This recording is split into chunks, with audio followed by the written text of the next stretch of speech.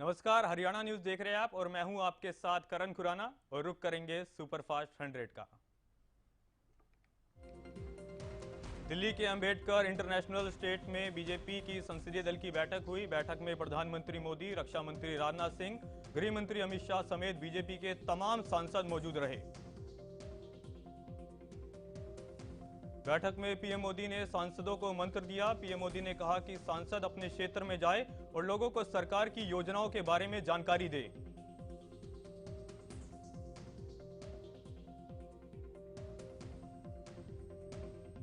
प्रधानमंत्री मोदी ने मंगलवार को पीएम आवास योजना के तहत मध्य प्रदेश में गृह प्रवेश योजना का उद्घाटन किया। इसके तहत 5,21,000 लोगों को आवास दिया गया।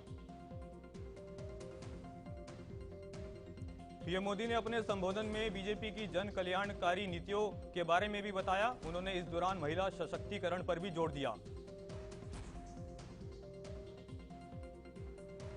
पश्चिम बंगाल की सीएम ममता बनर्जी ने विपक्षी नेताओं को पत्र लिखा है। पत्र में उन्होंने सभी नेताओं को बीजेपी के खिलाफ एकजुट होने की अपील की।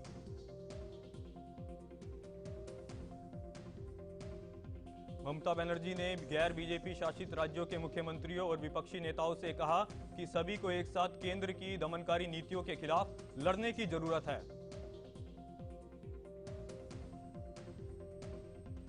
ममता बनर्जी ने आरोप लगाया कि मोदी सरकार ईडी, सीबीआई और आयकर विभाग जैसी केंद्रीय एजेंसियों का दुरुपयोग कर रही है।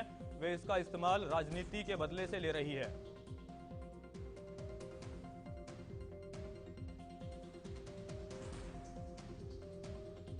महाराष्ट्र सरकार ने कोरोना काल में लॉकडाउन के दौरान लोगों पर दर्ज की गई शिकायतों को वापस लेने का फैसला किया है।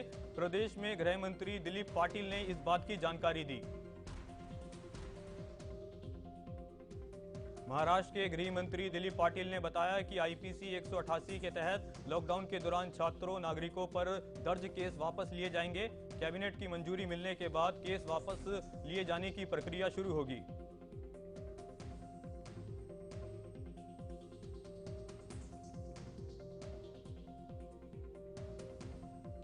दिल्ली में 1 अप्रैल से गलत लेन पर बस चलाने वाले बस चालकों का चालान कटेगा और बार बार नियम तोड़ने पर केस दर्ज करने और डीआई रद्द करने का भी प्रावधान है।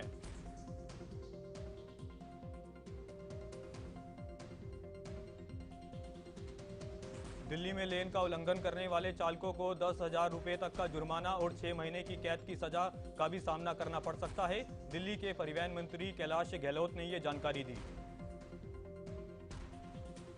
पेट्रोल डीजल के दाम में लगातार बढ़ोतरी का सिलसिला जारी है। मंगलवार को पेट्रोल के दाम में 80 पैसे जबकि डीजल की कीमत में 70 पैसे की बढ़ोतरी दर्ज की गई।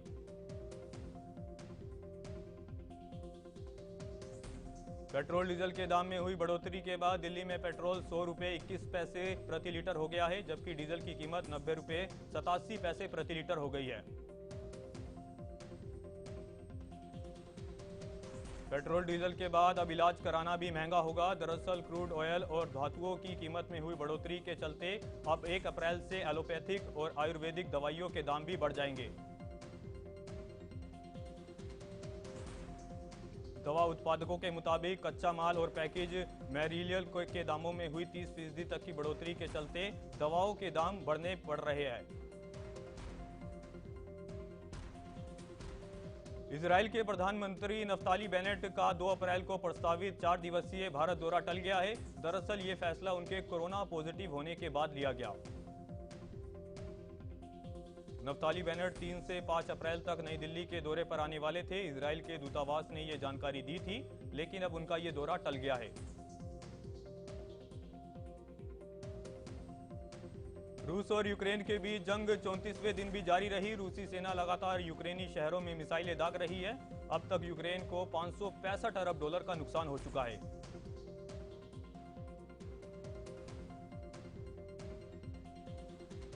युद्ध की वजह से मारियोपोल शहर में सबसे ज्यादा तबाही हुई। ये शहर 90% खंडर में तब्दील हो चुका है।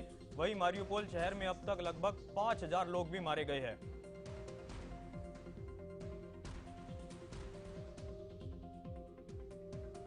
यूक्रेन में अब तक 78,000 करोड़ का इंफ्रास्ट्रक्चर तबाह हो चुका है। राजधानी कीव, लीव समेत कई शहर पूरी तरह बर्बाद हो गए हैं। युद्ध रोकने की शर्तों वाली जेलेंस्की की चिट्ठी से दोनों देशों के बीच तनातनी बढ़ गई है। दरअसल रूसी राष्ट्रपति पुतिन ने कहा, मैं जेलेंस्की को बर्बाद कर दूंगा।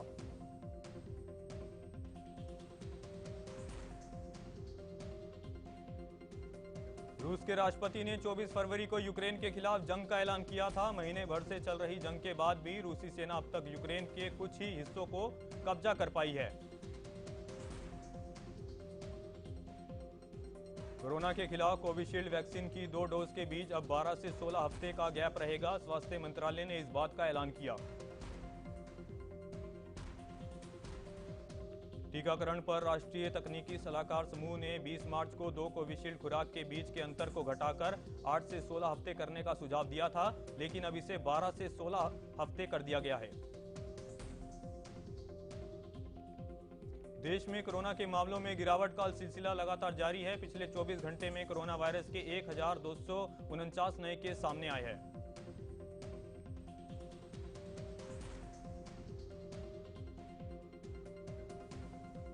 कोरोना संक्रमण से बीते दिन 35 लोगों की मौत हुई, जबकि 1705 लोग ठीक भी हुए।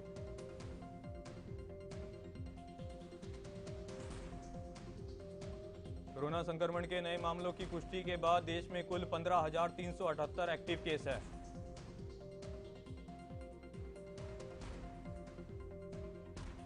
हरियाणा में कोरोना वायरस के मामलों में गिरावट का सिलसिला लगातार जारी है। बीते 24 घंटे में ही कोरोना के 47 नए मरीजों की पहचान हुई है। हरियाणा में कोरोना के नए मामलों में सबसे ज्यादा 29 केस साइबर सिटी गुरुग्राम में देखने को मिले हैं। पिछले 24 घंटे में 86 कोरोना मरीज रिकवर होकर घर भी लौटे। बीते एक दिन में 30,000 से ज्यादा लोगों को कोरोना वैक्सीन की पहली और दूसरी डोज लगाई गई।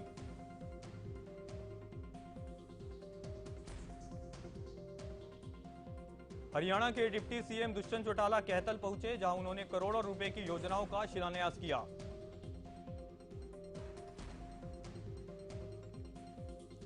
डिप्टी सीएम दुष्यंत चौटाला ने कहा, किसानों को गेहूं के सीजन में किसी भी तरह की दिक्कत नहीं आने दी जाएगी। 72 घंटे में किसानों को उनका भुगतान कर दिया जाएगा।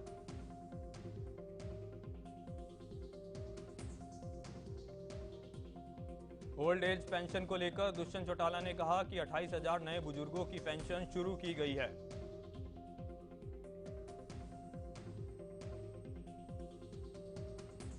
दुष्यंत चौटाला ने कहा, जिन बुजुर्गों की 2 लाख वार्षिक आय होने के कारण पेंशन कट गई थी, उनके लिए प्रशासनिक लोगों को आदेश दे दिए गए हैं और नियमों के तहत उन्हें जोड़कर पेंशन दी जाएगी।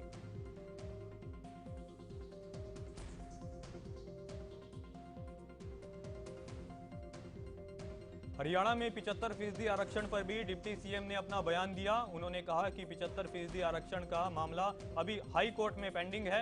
जैसे ही मामला ठीक हो जाएगा, इस पर काम किया जाएगा।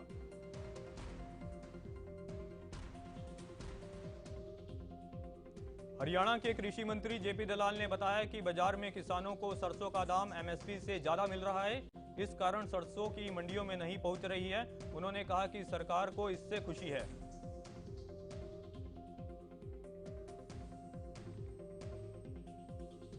गेहूं खरीद को लेकर कृषि मंत्री जेपी दलाल ने बड़ा बयान दिया। उन्होंने कहा कि 1 अप्रैल से गेहूं की सरकारी खरीद शुरू हो जाएगी। सरकार ने इसके लिए 400 से ज्यादा मंडियां बनाई है। जेपी दलाल ने कहा, गेहूं खरीद को लेकर मार्केटिंग बोर्ड की जिम्मेदारी भी तय कर दी गई है। मंडियों में किसानों के ठहरने, पानी पीने और साफ सफाई की व्यवस्था की गई है।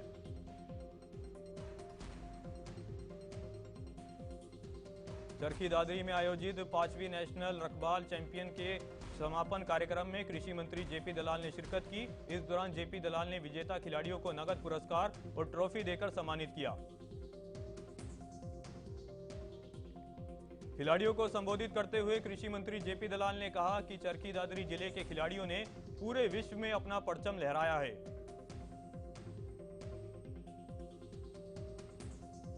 कृषि मंत्री जेपी दलाल ने कहा कि हरियाणा सरकार द्वारा खेलों को बढ़ावा देने के लिए इनामों और नौकरियों की भी घोषणा की गई है। सरकार की कोशिश है कि खिलाड़ियों को सभी सुविधाएं मुहैया कराई जाए। जेपी दलाल ने कहा, हमारे खिलाड़ी अच्छा प्रदर्शन करते हुए देश और प्रदेश का नाम रोशन करें। और इस दौरान कृषि मंत्री ने विपक्ष पर भी हमला किया।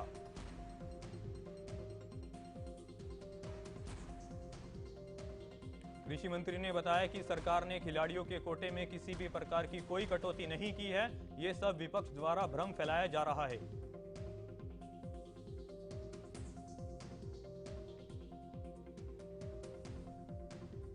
हरियाणा विद्यालय शिक्षा बोर्ड द्वारा 10वीं और 12वीं की परीक्षा को लेकर सभी तरह की तैयारियां कर ली गई है।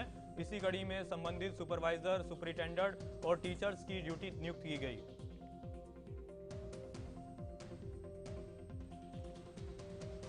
टीचर्स को संबंधित सेक्टर के लिए स्टेशनरी बैंक मुहैया कराए दिए गए हैं। साथ ही जिला शिक्षा विभाग और हरियाणा शिक्षा बोर्ड के अधिकारियों ने दावा किया है, इस बार नकल की रोकथाम को लेकर विशेष तैयारियां हैं। हरियाणा शिक्षा बोर्ड के अधिकारियों के मुताबिक नकल करने वाले लोगों को किसी भी सूरत में बख्शा नहीं जाएगा और उन पर कड़ी कार्रवाई की जाएगी। सोनीपत में अलग अलग खंड के मुताबिक 10वीं और 12वीं के सेंटर बनाए गए हैं। इसमें गन्नौर में 12, सोनीपत में 39, गोहाना में 24 और खरखोदा में 27 परीक्षा सेंटर बनाए गए हैं।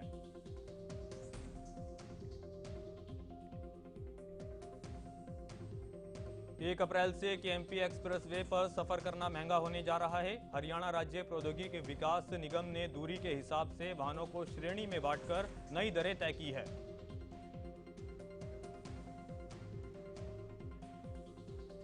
सभी वाहनों के लिए 8 से 10% बढ़ोतरी का फैसला लिया गया है। टोल टैक्स बढ़ाने के पीछे लॉकडाउन के दौरान हुए घाटे को पूरा करना बताया जा रहा है।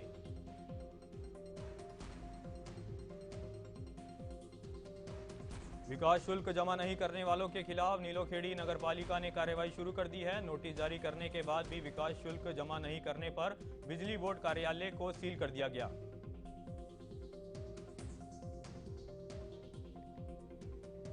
नगर पालिका के अधिकारियों ने चेतावनी भी दी। उन्होंने कहा कि बिना विकास शुल्क जमा किए अगर किसी ने बिजली कार्यालय को सील तोड़ने की कोशिश की तो उसके खिलाफ सख्त कार्रवाई की जाएगी।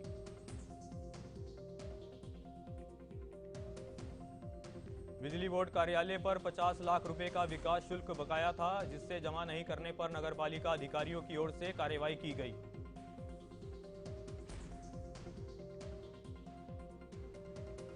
रादौर में डिप्टी कमिश्नर पार्थ गुप्ता ने मंगलवार को बीडीपीओ ऑफिस और पुलिस स्टेशन का वार्षिक निरीक्षण किया। इस दौरान जिला उपायुक्त ने ऑफिस रिकॉर्ड, पेयजल और सफाई व्यवस्था का निरीक्षण किया।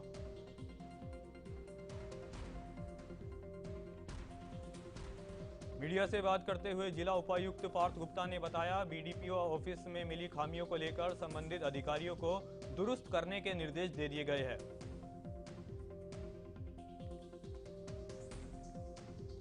भारत सरकार की नीतियों के खिलाफ सेंट्रल ट्रेड यूनियन के भारत बंद का मंगलवार को दूसरा दिन रहा। दूसरे दिन भारत बंद का मिला-जुला असर देखने को मिला। दूसरे दिन भारत बंद का असर कई राज्यों में आंशिक रूप से देखने को मिला, जबकि हरियाणा, पंजाब, पश्चिम बंगाल, ओडिशा और केरल में सार्वजनिक परिवहन और बैंकिंग सेवाएं प्रभावित हुई।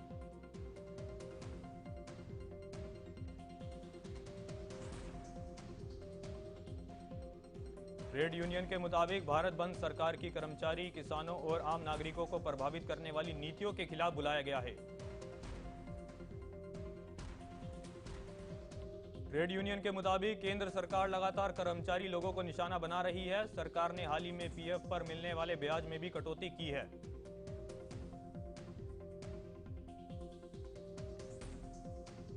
ट्रेड यूनियन ने कहा, लगातार पेट्रोल, डीजल और एलपीजी की कीमतें बढ़ रही है। साथ ही बैंक कर्मचारी निजीकरण के खिलाफ बंद में शामिल हुए।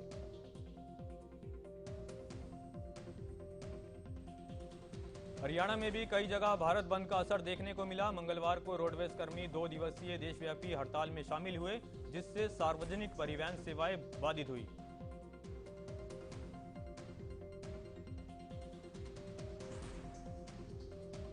भारत बंद के दूसरे दिन सिरसा में भी रोडवेज कर्मचारियों ने सरकार के खिलाफ अपना प्रदर्शन किया। इस दौरान हरियाणा रोडवेज संयुक्त कर्मचारी संघ के राज्य प्रधान भी मौजूद रहे।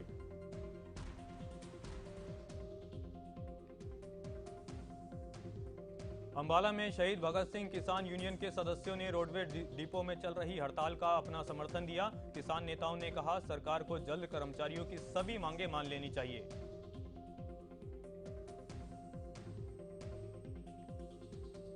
अंबाला में भारत बंद के दूसरे दिन नगर पालिका कर्मचारी संघ के बैनर तले पाली परिषद कर्मचारियों ने धरना प्रदर्शन किया और सरकार विरोधी नारे लगाए।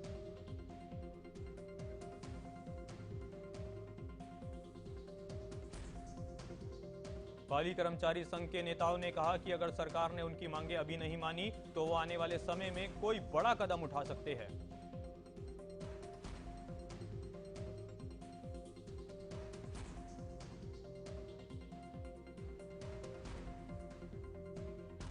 भिवानी में बैंक और रोडवेज बसों की हड़ताल की वजह से आम लोग परेशान दिखे। इस दौरान कर्मचारियों ने कहा कि अगर उनकी मांगों को सरकार ने नहीं माना तो धरना जारी रहेगा।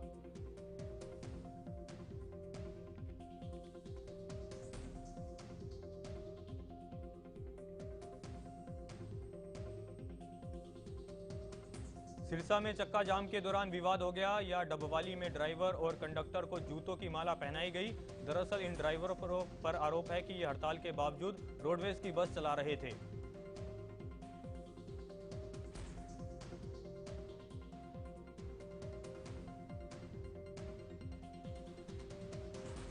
कर्मचारी संगठनों की हड़ताल के चलते हरियाणा रोडवेज को बड़ा नुकसान झेलना पड़ा है। सिर्फ फतेहाबाद जिले में 2 दिन में करीब 10 लाख रुपए का राजस्व नुकसान हुआ है।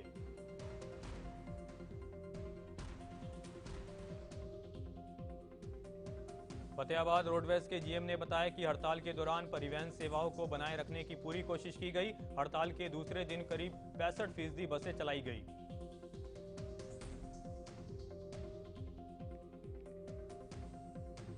समालखा उपमंडल के गांव हथवाला में गलत चकबंदी के लेकर किसानों ने जबरदस्त रोष है। इस बीच किसानों ने काले झंडों के साथ लघु सचिवालय के बाहर धरना प्रदर्शन किया।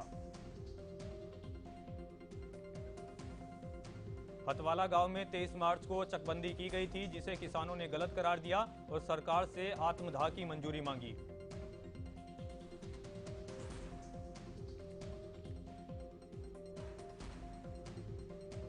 किसानों के आरोपों के बाद प्रशासन ने एक कमेटी गठित कर इसकी जांच के आदेश दिए थे। वहीं किसानों ने कहा कि इस कमेटी में गांव में सिर्फ एक ही व्यक्ति को शामिल किया गया है।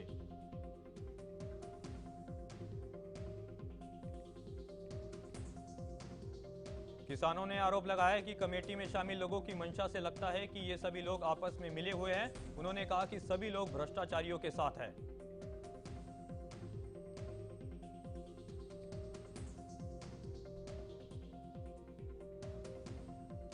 किसानों ने प्रशासन से मांग करते हुए कहा कि गलत चकबंदी की जांच भ्रष्ट अधिकारियों से नहीं करवाई जाए, बल्कि इसकी जांच सीआईडी और सीबीआई से करवाई जाए।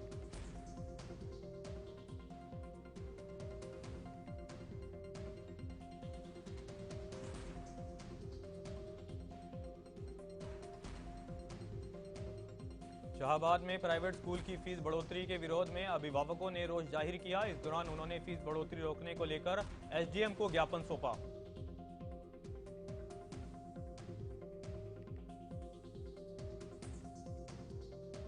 एसडीएम कपिल शर्मा ने बताया कि अभिभावकों ने उन्हें बताया कि स्कूलों के फीस सिस्टम में असमानताएं हैं। सरकार के निर्देशानुसार प्राइवेट स्कूल फीसें नहीं ले रहे हैं।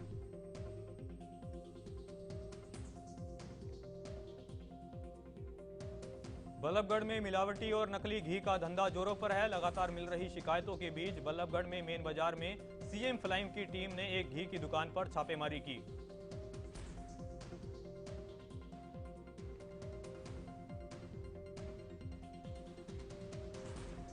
सीएम फ्लाइंग की टीम ने दुकान से भारी मात्रा के अंदर नकली घी बरामद किया। बता दें, मौके पर कैंप लाइन की टीम के साथ स्वास्थ्य विभाग के अधिकारी भी मौजूद रहे।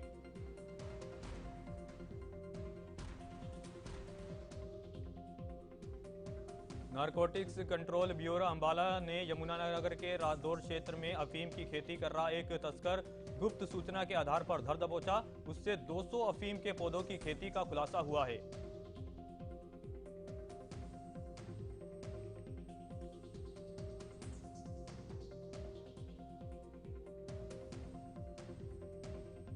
सभी अफीम के पौधों को जड़ समेत उखाड़ दिया गया है। अभी आरोपी को अदालत में पेश कर नेटवर्क खंगालने के लिए रिमांड पर लिया जाएगा।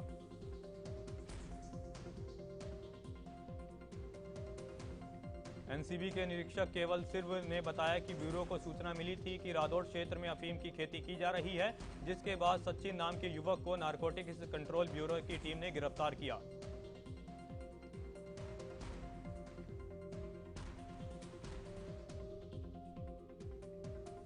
गुरुग्राम में बेसमेंट की खुदाई के दौरान हुए हादसे में शख्स की मौत हो गई। घटना गुरुग्राम के सेक्टर 84 और 85 की है।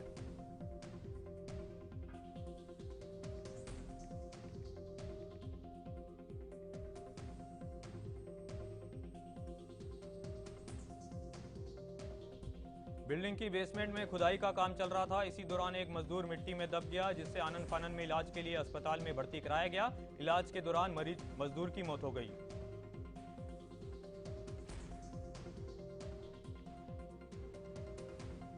मृतक बरेली का रहने वाला है, जिसे साइट पर काम चल रहा था। उसके मालिक राजस्थान से बीजेपी सांसद सुखबीर सिंह है। फिलहाल पुलिस मामले की जांच कर रही है।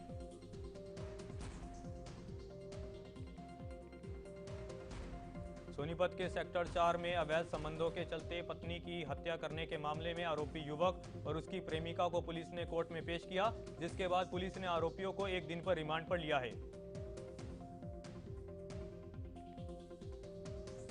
पुलिस ने आरोपी युवक की प्रेमिका को जेल भेज दिया है। वहीं इस मामले में प्रेमिका के 2 भाइयों को भी गिरफ्तार कर लिया गया है।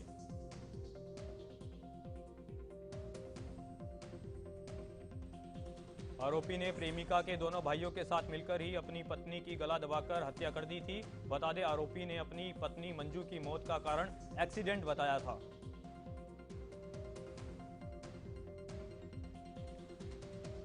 कुंडली थाना क्षेत्र के गांव जाटी कला में युवक की पीट कर हत्या करने के मामले में पुलिस ने मुख्य आरोपी को गिरफ्तार कर लिया है।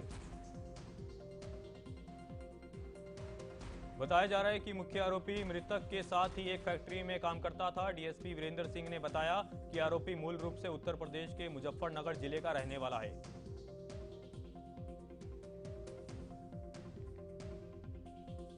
आरोपी अमित ने बादल की घर बुलाकर हत्या कर दी। उसके बाद से अमित फरार चल रहा था, लेकिन पुलिस ने अमित को गिरफ्तार कर लिया और उसके साथी को भी तलाश में लग गई है पुलिस।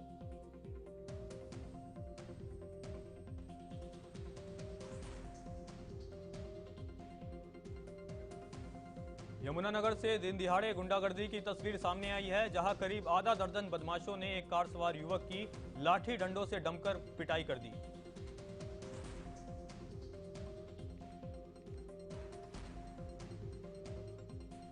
पूरी वारदात यमुनानगर के गुलाबनगर इलाके की है, जहां कुछ बदमाशों ने एक कार सवार को बीच रास्ते में रोककर उस पर लाठी डंडों से बरसात कर दी, जिसमें कार चालक गंभीर रूप से घायल हो गया।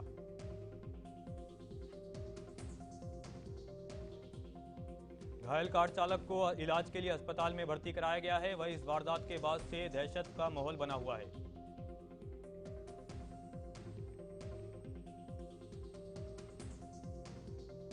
नई नवेली टीम गुजरात ने आईपीएल में अपना पहला मैच 5 विकेट से जीत लिया। उसने दूसरी नई टीम लखनऊ को हराया। लखनऊ ने 159 रनों का टारगेट रखा था।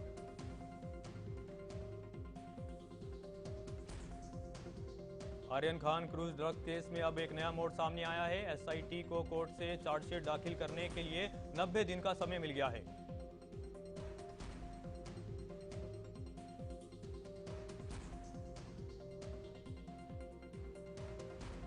दी कश्मीर फाइल्स फिल्म ने अपने तीसरे हफ्ते यानी सोमवार को 3 करोड़ 10 लाख रुपए की कमाई की। इसके साथ ही फिल्म की टोटल कमाई 231 करोड़ रुपए से ज्यादा की हो गई है।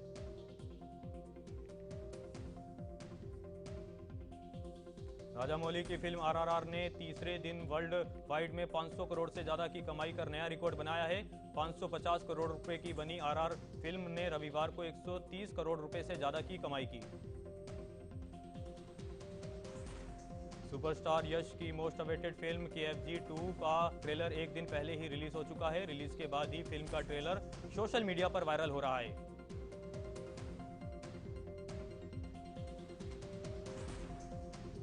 रणबीर कपूर की मोस्ट अवेटेड फिल्म ब्रह्मास्त्र के पार्ट 1 की शूटिंग पूरी हो गई है। इसका फाइनल स्केड्यूल उत्तर प्रदेश के वाराणसी में शूट हुआ।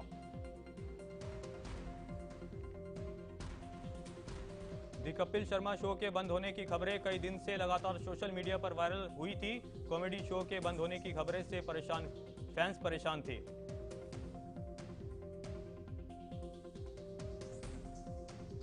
दी कपिल शर्मा शो से सुमोना चक्रवर्ती की विदाई हो गई है। वहीं नए शो के प्रोमो में कॉमेडियन का अलग अंदाज दिखाई दिया।